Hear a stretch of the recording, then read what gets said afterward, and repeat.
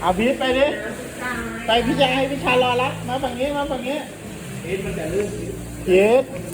พีทไปทำเหมือนพี่ชายให้พี่ชายรอรับ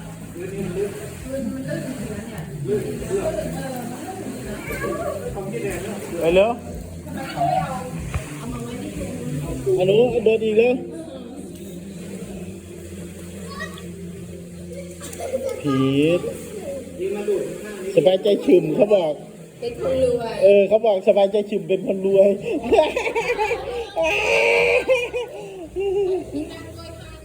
คุณนายเหรอเป็นคุณนายเหรอเป็นคุณนายเหรอ